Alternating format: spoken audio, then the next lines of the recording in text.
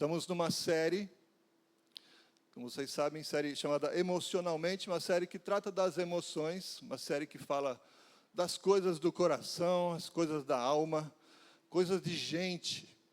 Nós temos a gente tem um amigo, né, Vani, um pastor que é também psicólogo. Ele ajudou a gente muito lá na OM, e ele fala assim: Deus é tudo que Deus é, e a gente sabe a gente sabe pouco do que Deus é, mas Ele é muito mais do que a gente sabe. Mas uma coisa ele fala: vocês, nós somos gente.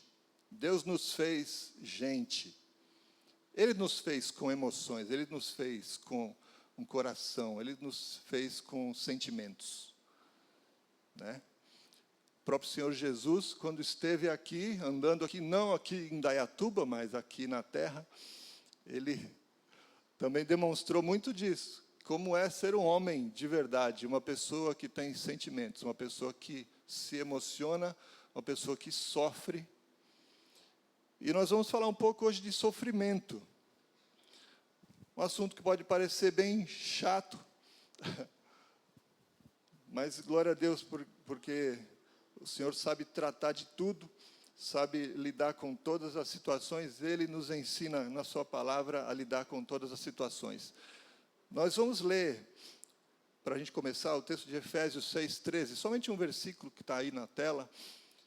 Efésios 6,13 fala: por isso, vistam-se de toda a armadura de Deus, para que possam resistir no dia mau e permanecer inabaláveis, depois de terem feito tudo. Só esse versículo que, para a gente começar, eu não posso deixar de falar um pouco sobre uma parte técnica. Nós vamos falar hoje sobre morte. Que bom, Marcão, que você está vivo hoje. Glória a Deus. Mas a morte ainda é um tabu na nossa vida, inclusive na vida dos cristãos. Então, a gente não encara muito bem a morte.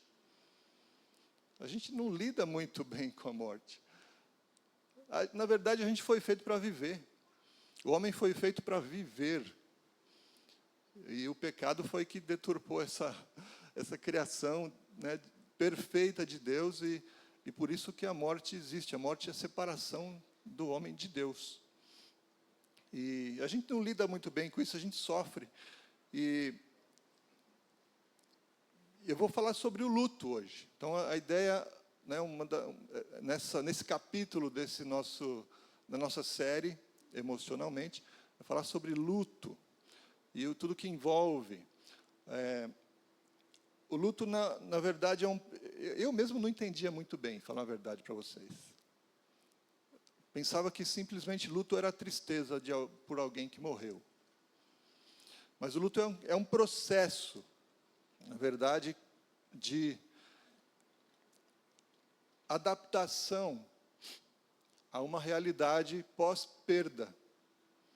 Então, é tudo que acontece, né, naturalmente na nossa vida, no momento em que a gente tem uma perda. Claro, a gente fala muito mais sobre perda relacionada à morte de alguém. Isso é o luto mais comum que a gente ouve. A gente ouve mesmo falar de luto quando alguém faleceu, quando alguém morreu. Mas, na verdade, o luto é mais que isso, é relacionado a qualquer tipo de perda. Às vezes você perdeu um emprego, às vezes você quebrou um relacionamento com alguém, uma separação. Tem mais coisas, uma falência financeira, tem algum diagnóstico de doença grave. Isso tudo pode gerar um luto, uma perda, uma amputação de algum membro. Isso gera, então, um processo de luto, porque a gente vai ter que se adaptar àquela realidade. Não é mais como era antes, a gente vai ter que ter uma fase de adaptação. Eu mesmo passei por uma fase assim, um tempo atrás, quando a gente tinha um projeto com a organização onde a gente trabalhava, lá em São José dos Campos, a OM. Nosso projeto era de 8 anos, pelo menos. E isso foi bruscamente interrompido, nos quase completando 4 anos, foi interrompido por vários fatores que já estão resolvidos, graças a Deus, mas aquilo, por ter sido interrompido um projeto tão bruscamente, foi muito ruim para mim, eu fiquei doente, na verdade. Aliás, eu quase morri também, quem estava aqui naquela época lembra, em 2017, tive até um apagão, né, aqui na igreja. Crente, né, não sai da igreja, tem que ter apagão, inclusive na igreja, né? Aí, bati a cara na parede, aqui nesse canto, aqui nessa porta aqui. Tem alguns aqui que estavam aí nesse dia. Foi horrível, né? Inclusive, para quem viu, acho que foi feio demais. Porque eu apaguei e bati na parede e foi feio. Até consertar essa cara, não ficou boa, tá? Quando eu paro de forçar, fica tarde. Não, estou brincando. Eu tive que usar uns elásticos aqui, fazer... Mas, fora isso, teve todo... Isso estava dentro do processo. Eu estava num processo de luto, eu estava numa fase ruim, que vocês vão entender daqui a pouco, até mesmo uma fase onde eu estava nessa época. Então, eu vou explicar um pouco. Eu tive algumas... Essa semana, né, Deus me agraciou com alguns encontros, algumas aulas que eu também vi na internet, com gente da psicologia, da psicanálise, para entender um pouco desse processo do luto. Alguns já conhecem, mas muita gente ainda não sabe que a perda pode causar muitas reações emocionais, como raiva, como a tristeza, a solidão, aquele nó na garganta, sabe? A ansiedade, a preocupação, tem um monte de coisas emocionais, sintomas, né, que acontecem, reações. Tem também físicas, né? Dor no peito, palpitações, aquele vazio no estômago. Tem gente que tem fraqueza, tem gente que fica com falta de ar. Várias reações, assim, quando a gente passa por uma perda significativa. E a gente vai, então, falar um pouquinho da parte técnica do luto. O luto acontece, na maioria das pessoas, em 5 fases que os especialistas identificaram. Alguns falam que são 6 fases, outros falam que são 5, mas a maioria fechou em 5 fases. Varia um pouco também as nomenclaturas, mas eu peguei algo que fosse mais geral, para a gente entender. E primeiro começa assim: aconteceu a perda, seja qual for, uma perda grave. Sabe, só um outro detalhe, né? Quanto maior o apego, maior é aquela sensação, maior é o luto, maior são as emoções, maiores são as reações que a gente tem, a gente sente. Claro, se a gente ouve falar que alguém de longe foi embora, morreu, não dói tanto como alguém de bem perto. Uma perda do trabalho dói bastante. Se o meu irmão lá, não sei de onde, alguém que eu conheço perdeu o trabalho, ai, que pena, né? Mas não doeu muito em mim. Claro, o apego também traz reações maiores. E as fases? Então, a primeira fase do luto é a gente negar aquilo. É muito natural. Gente, é bom lembrar que isso é natural, é inconsciente. A gente não acredita, não é possível que isso aconteceu comigo. Eu não estou passando por isso. Talvez você vai se identificando com essas fases de acordo com o que você já viveu na sua vida. Com qualquer perda, você nega e você não acredita. Aí você fica isolado, pensativo. O que foi que aconteceu? Não é possível, não estou vivendo isso. A gente nega que está vivendo aquela situação. Outra fase, a segunda, você passa por uma raiva intensa. Sabe, você começa a culpar a você mesmo, culpar a vida, culpar as situações, culpar o seu chefe, culpar a sua família, culpar a Deus. Você quer encontrar alguém para botar uma culpa, porque você está com muita raiva do que aconteceu.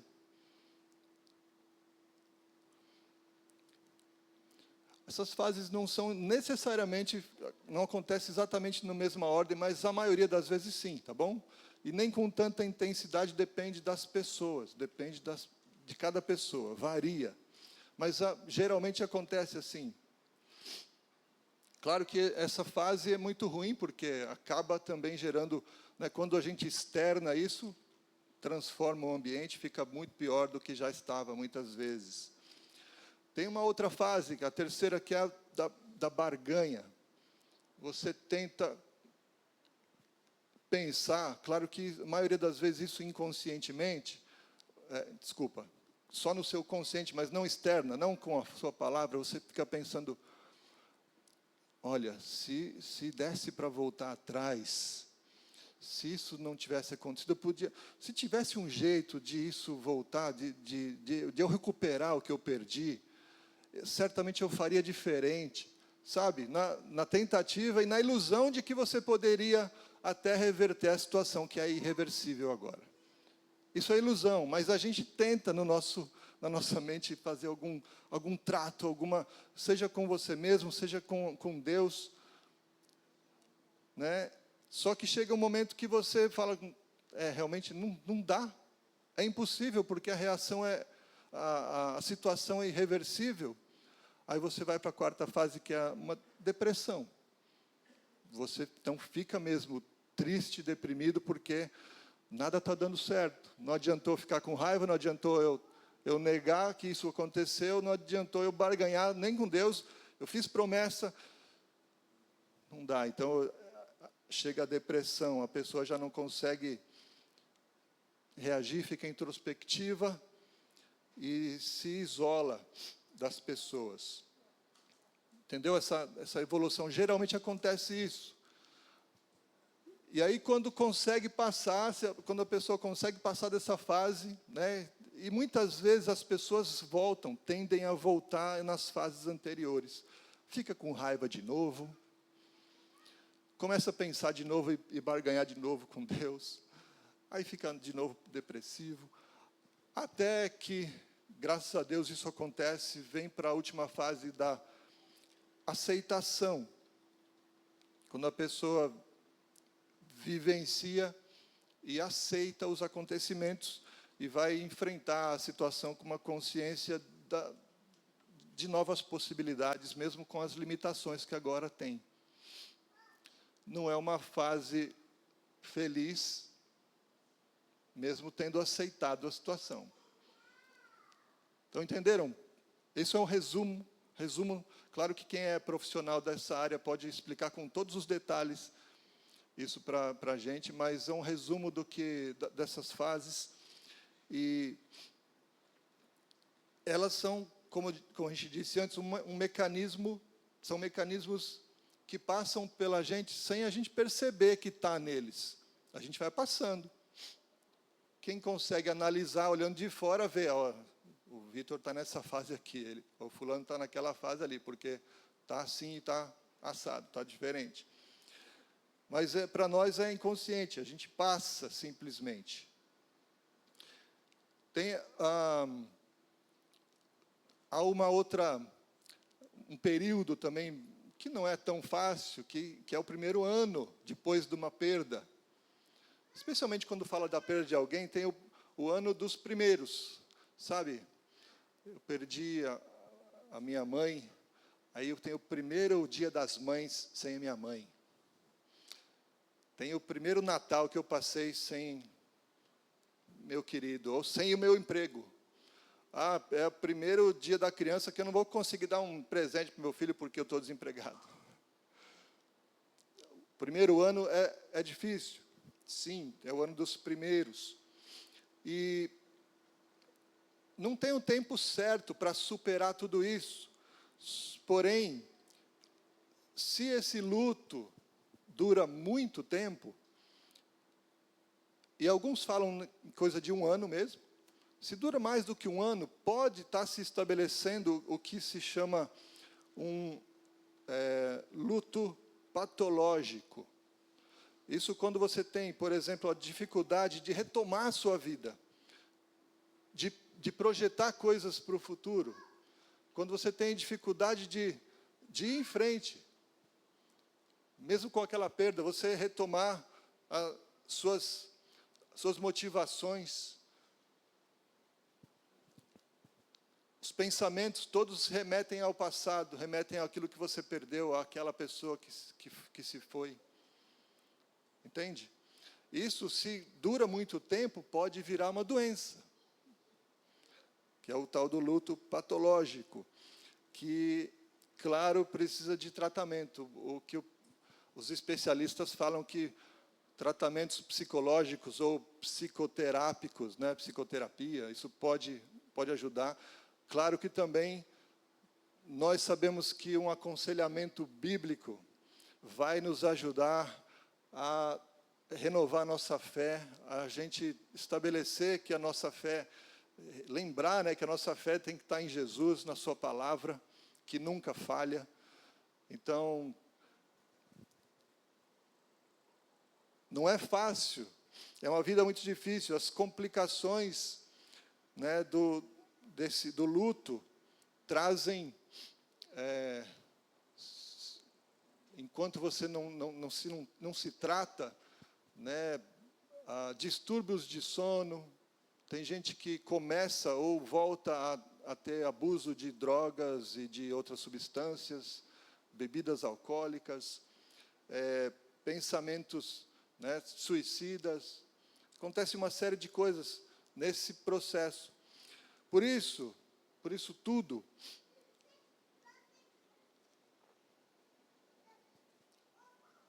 o que fazer? Como cristãos, como gente que é filho de Deus, mas é gente, como a gente lida com isso? Como lidar com o luto? E em oração,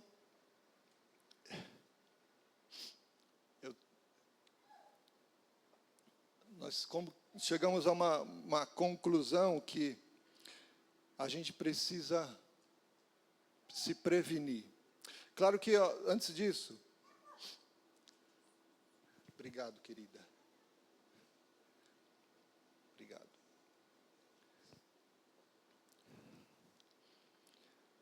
No tratamento, a gente vai buscar com a psicoterapia, o aconselhamento, que a restauração da autoconfiança seja feita, que a nossa fé volte a ser forte, ou que comece a ser forte, pelo menos. No ato quando acontece no caso de morte, por exemplo, ou uma perda bem forte, a gente às vezes quer consolar a pessoa que sofreu a perda, e um conselho que eu vi de um psicoterapeuta era assim: consola em silêncio. Parece que é o melhor consolo. O abraço silencioso fala muito mais do que um monte de palavras na hora daquela dor intensa. Então, cuidado com isso, quando você tiver para consolar alguém, naquele momento mais crucial, né? A pessoa está, inclusive, sei lá, no funeral, no velório. Muita gente tem a tendência de falar bastante. Vem cá, vou falar um negócio para você aí. Fala um monte. Melhor é abraçar. O C.S. Lewis, ele fala assim, que ele teve uma perda grande, e ele estava no funeral, e ele falou que eu queria que as pessoas estivessem todas ali. Eu me sentia assim, necessidade de ver gente comigo, mas eu não queria ouvir ninguém falando. E ele chama aquele momento lá de preguiça do luto. Ele não queria se mexer, ele não queria fazer nada, mas ele queria que as pessoas estivessem ali. A presença é muito mais importante do que uma palavra, muitas vezes. Talvez você já tenha passado por isso, você sabe, né, do que nós estamos falando. E aí, algo importante é que o fim quando você já passou pelo processo do luto, está passando, está terminando, o fim do pesar e a reorganização da vida também fazem parte do processo natural do luto. Entendeu? Quando você começa a se reorganizar, é bom, é natural. E é importante destacar o seguinte, que você se sentir melhor, o sentir-se bem, não é uma traição àquela pessoa que você amava e que se foi. Não, é parte do processo. Você deve se sentir bem. Você vai ter lembranças dela, você vai se lembrar, mas não mais com aquela dor. Isso é normal, não precisa sentir tanta dor. Vai sentir saudade, sim. Mas não precisa ficar se sentindo culpado de estar bem. Está entendendo? Porque é parte natural do processo. O importante é que, apesar da perda, a perda não vai mais ter um papel central na sua vida. E você vai poder, então, ter projeções para o seu futuro, vai poder se reorganizar. Como, então, lidar com isso? Agora sim, vamos para essa parte. Pensamos na prevenção. A gente leu o texto de Efésios, né? A gente de estar preparado para o dia mau. Prevenção significa não significa que a gente vai se prevenir a ponto de que não vai acontecer um dia mau na nossa vida. Não, não é isso. É se prevenir no sentido de que nós estaremos prontos para passar pelo dia mau.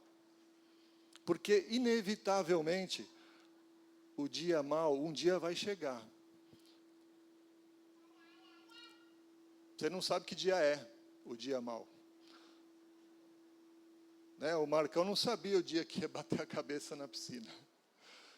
Eu não sabia que eu ia tomar um capote aqui, me quebrar todo. Eu não sabia que eu ia ter que perder o meu projeto, que era de 8 anos, e ser cortado no meio. Eu não sabia que alguém ia morrer naquele dia. Mas aquele dia chega. O apóstolo Paulo está falando para os Efésios que é assim, o dia mau vai chegar.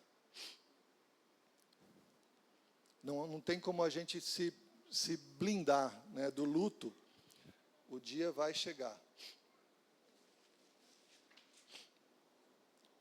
Mas como está lá no texto de Efésios, a gente tem uma receita para que a gente permaneça inabaláveis,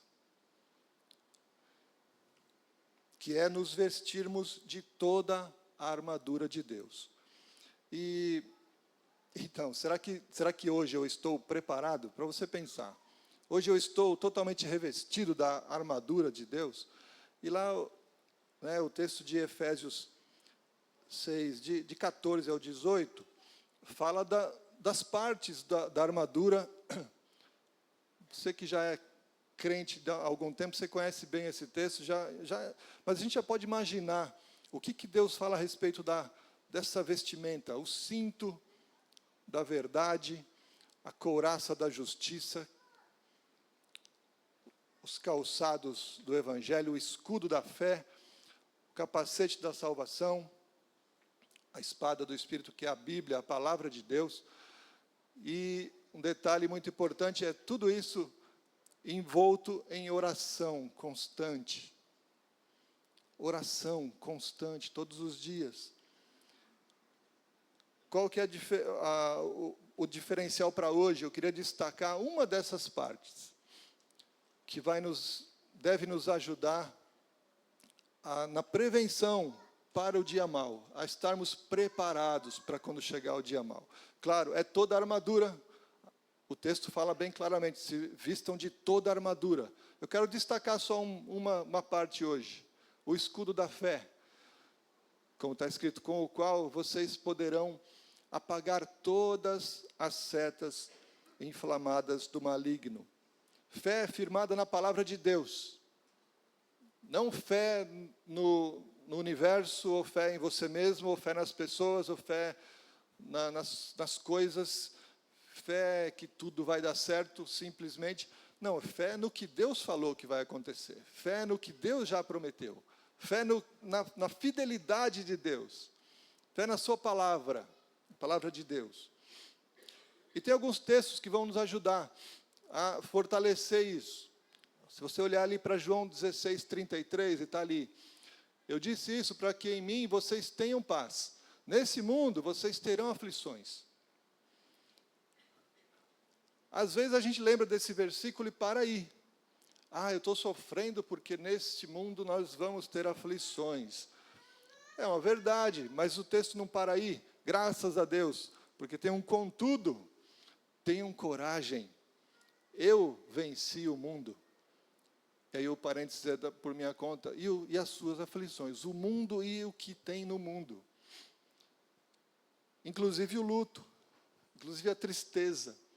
Jesus já venceu. 1 João 5,4 vai falar também que todo aquele que é nascido de Deus vence o mundo. Porque se eu tenho fé em Jesus, eu estou nele, ele em mim, nós somos um. Eu sou mais que vencedor, eu já venci o mundo também, porque essa é a vitória que vence o mundo, a nossa fé. Então, o que eu queria que ficasse gravado hoje para nós, para a gente poder passar pelo dia mal, porque o luto vai chegar um dia, se já não chegou, e se já chegou, pode ser que vai chegar outro. O dia mal, da forma que vier, especialmente através do luto, vai chegar, mas você e eu temos que estar firmados no Senhor. A nossa fé tem que estar firmada no Senhor, porque é assim que nós vamos vencer o mundo e as suas aflições. Porque Cristo já venceu e nós estamos nele. E tem mais um texto para terminar essa parte aqui, que fala, 1 Coríntios 15, 57. Mas graças a Deus, que nos dá a vitória por meio do nosso Senhor Jesus Cristo. Claro, se não fosse Ele ter vencido o mundo, se não fosse Ele ter vencido a morte, nós sim estaríamos sem esperança, perdidos, num mundo sem chance de ser feliz, sem projeção para um futuro junto do Senhor, porque se Jesus não tivesse vencido a morte, morrido e ressuscitado, tudo isso aqui seria em vão. A nossa vida não teria sentido algum. Não teria sentido a gente ia passar por sofrimento a vida inteira, sem esperança de sair do sofrimento. Mas graças a Deus, como diz esse texto, que nos dá a vitória por meio do nosso Senhor Jesus Cristo. Ele é a nossa vitória. Ele é o nosso alvo. Ele é para quem nós devemos olhar e assim a nossa fé se renova. E a verdade é que sem fé nós pecamos. Sem fé nós pecamos. Por exemplo, quem já esteve ou está magoado com Deus? Não precisa levantar a mão, só pensa. Eu estava pensando sobre isso, pensando muito. Alguém me alertou para falar, você já pensou nesse termo, nessa coisa de estar magoado com Deus? Eu penso que quem está magoado com Deus, e baseado no que nós vamos ver aqui, praticamente está perdendo o respeito por Deus. Está pecando contra Deus.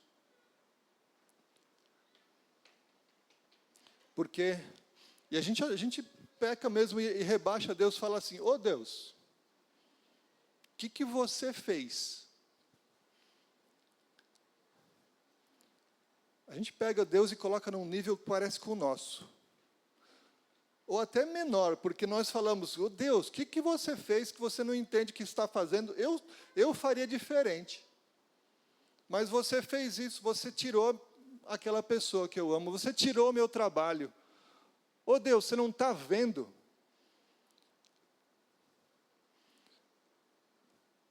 Fala a verdade, quem nunca pensou isso, ou falou isso em voz alta e falou para os outros também? Isso fica. Onde está o pecado nisso? Eu estou colocando Deus num nível abaixo do meu. Parece que eu sabia o que deveria acontecer, mas Deus não. Deus não sabia. Deus errou. Então a gente deve voltar para os princípios, irmãos.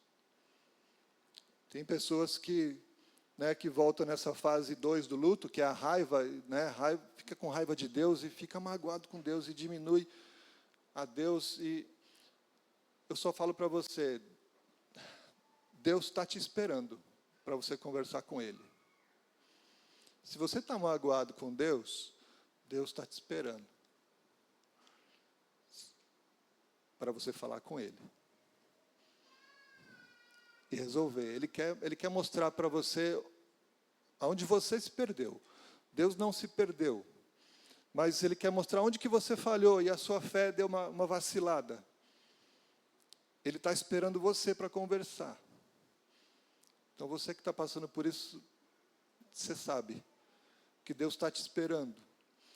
Em Gálatas 6, 7, não está escrito aí, mas eu vou falar, não se deixem enganar, de Deus não se zomba. Tem uma versão que fala, Deus não se deixa escarnecer. A gente não pode tratar Deus como se fosse uma pessoa qualquer.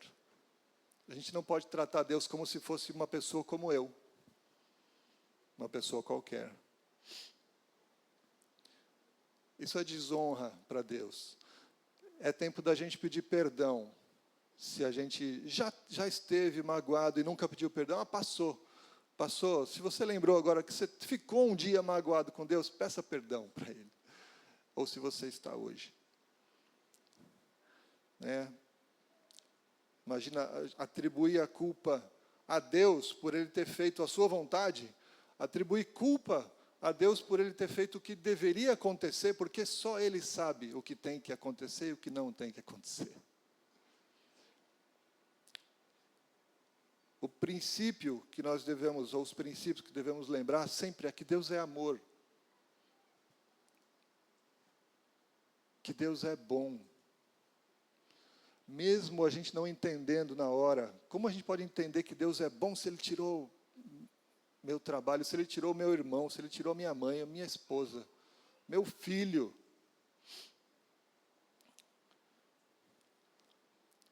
Mas a essência de Deus é o amor, a essência de Deus é bondade, é tudo que é bom, é a justiça. A essência de Deus é a perfeição. Deus é perfeito, Deus é onisciente também, coisa que a gente nem perto disso é. Então, cuidado com isso, cuidado com os sentimentos. Claro, Deus me fez com sentimentos. Sim, entregue os teus sentimentos à direção do Espírito Santo. Coloque em prática o que está em Gálatas capítulo 5, que é o fruto do Espírito. Porque da nossa essência humana gera tudo que é ruim, tudo que não presta, porque se somos, o velho homem vai gerar tudo o que o pecado trouxe para a humanidade. Mas lá em Gálatas 5:22 fala o que é o fruto do Espírito, que é o amor, a paz, a mansidão, a longanimidade, a bondade, a benignidade, o domínio próprio, a temperança, a paz. Amém? Fortaleça a sua fé no Senhor, lembre-se sempre do que Deus é. Não nos esqueçamos do que Deus é, mesmo especialmente na hora do luto, na hora da perda. Coloque aquilo diante de Deus. Claro, você vai passar pelo processo. Aliás, é normal ficar triste com coisas que Deus faz, às vezes. Sim. Claro, Deus tirou alguma coisa. O Jó fala assim, Deus deu, Deus tirou. Bendito seja o nome do Senhor. Ele era um cara diferenciado, queria ser como ele. Mas, enfim, ele tira alguma coisa minha. É normal ficar triste. É normal. É normal também ficar irado. Nós aprendemos isso no domingo passado. A ira também é parte das emoções que vêm. O importante é o que vou fazer com isso, o que eu vou fazer com a minha tristeza, o que eu vou fazer com o luto. Coloque na mão de Deus, lembre-se do que Ele é. Lembre-se do amor que Deus tem por você e do que Ele já demonstrou por você, de tudo que Ele já fez, e tudo que Ele faz, tudo que Ele vai fazer. E para a gente ir concluindo já, queria fazer um parênteses aqui, até pensando, né, no luto, no sofrimento, eu me deparei também nessa semana com um dado que cerca de 150 mil pessoas morrem por dia. Você sabia? Tipo, metade de Indaiatuba é uma população mundial que morre por dia. Levando em conta que praticamente 1/3 da população mundial ainda não ouviu falar de Jesus nem sequer uma vez, isso significa que 1/3 desses 150 mil, ou seja, 50 mil, morre todo dia sem ter ouvido falar de Jesus. Isso sem contar aqueles que já ouviram, mas também ainda não se entregaram. Isso devia ser motivo de luto para nós. Mas que sirva pelo menos de alerta, para que nós trabalhemos cada vez mais por aqueles que ainda não conhecem o Senhor. Nos esforcemos para compartilhar da nossa fé, fortaleça a sua fé e vai e compartilhe a sua fé com alguém. Comece hoje, porque muita gente está morrendo sem Jesus, o que é muito pior. Mas aí fecha parênteses, vamos voltar para os pontos para a gente lembrar que o dia mau, a perda vai chegar para todos. Então, estejamos preparados na palavra. O luto é um processo natural de adaptação à perda. A tristeza é natural no luto, certo? Nós devemos respeitar o luto das pessoas. Lembra disso, abraça e ora. Fala menos, abraça mais e ora mais, em silêncio. Quando as coisas estiverem ruins para alguém. Né? A não ser que ela peça conselhos, claro, você pode, claro, e deve ajudá-la também com palavras. Mas enquanto não, abrace mais e ore mais. Precisamos nos fortalecer na fé, na palavra de Deus. Não dar lugar ao diabo. Nem em tempo de luto. Resolva essa sua situação de mágoa para com Deus. Resolva.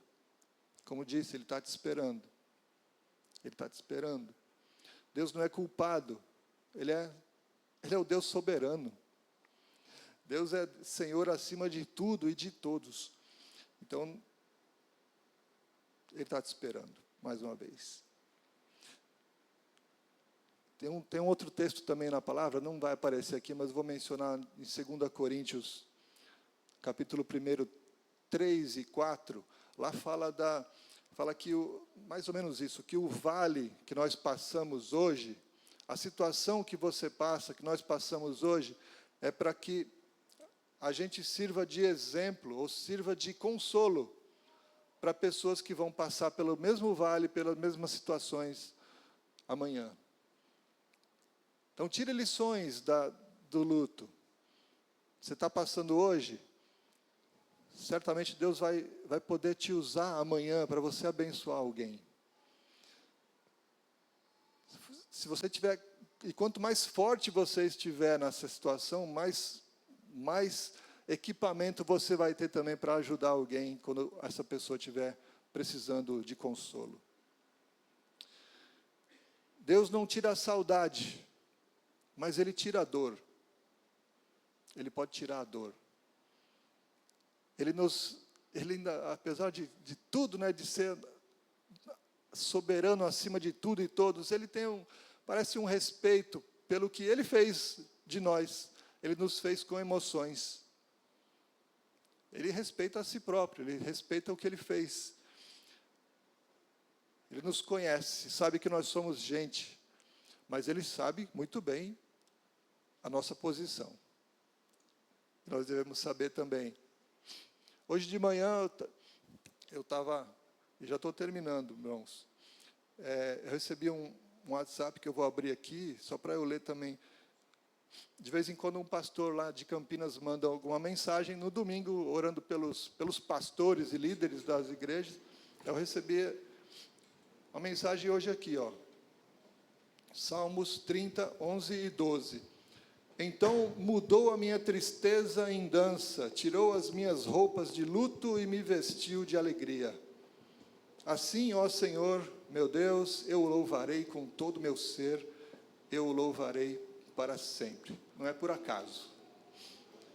Mas Deus faz isso, Ele quer tirar de você a sua tristeza e transformar essa tristeza em alegria, o seu luto em dança, em festa. Que Ele faça isso na sua vida. E para terminar, em Apocalipse 21, 4, esse texto fala: Ele enxugará dos seus olhos toda lágrima. Não haverá mais morte, nem aflição, nem choro, nem dor. Não vai ter luto. Pois as coisas antigas já passaram. O que Jesus falava, né, no mundo, e as aflições do mundo já passaram. No céu a gente não vai ter mais tristeza. Essa palavra é muito bonita, né, e emocionante até. Deus vai enxugar dos nossos olhos toda lágrima. Confia nisso. E se apega nisso. Se apega nessa palavra quando você estiver passando pelas situações. Nesses princípios. A palavra de Deus tem que ser a nossa base, tem que ser o nosso princípio de vida. Especialmente lembre-se das atribuições de Deus. O que Deus é. E nunca deixou de ser. Deus não mudou. Desde quando a gente sabe dele. Desde antes de tudo. Ele já era Deus, Ele já era tão bom e tão grande quanto Ele é hoje. Ele já era amor, e Ele é amor hoje.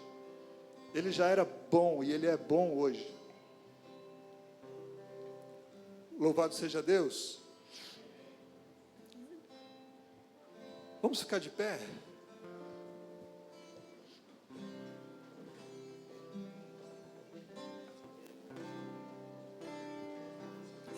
Eu queria orar por você e depois nós vamos cantar essa canção que também traz um consolo, dizendo onde está a nossa segurança, onde está o nosso conforto. Obrigado, Pai, obrigado por essa manhã, obrigado por esse tempo de culto abençoado, com tudo que a gente já viu, ouviu, fez, e a gente entregou para o Senhor, os louvores, os testemunhos, tudo que foi falado, que foi visto aqui, Senhor, e essa palavra. Obrigado, Pai, porque o Senhor está conosco. Obrigado porque o Senhor cuida da gente, como gente, mas como gente que o Senhor transformou, como gente que foi salva. E, ó Deus, que nós saibamos e nunca nos esqueçamos do que o Senhor é, naqueles momentos mais difíceis, Pai. Naqueles momentos de tristeza, de dor, o Senhor venha com a Tua palavra e nos console, Pai. Obrigado porque o Senhor faz isso. E que nós sejamos, Pai, gente atenta às necessidades dos outros, atento ao sofrimento alheio. Que o Senhor nos use, Pai, para abençoar as pessoas que estão sofrendo. E que nós sejamos, Pai, gente segundo o Teu coração. Obrigado, Pai, pelo conforto, pelo consolo do Espírito Santo na nossa vida. Nós te agradecemos em nome de Jesus. Amém.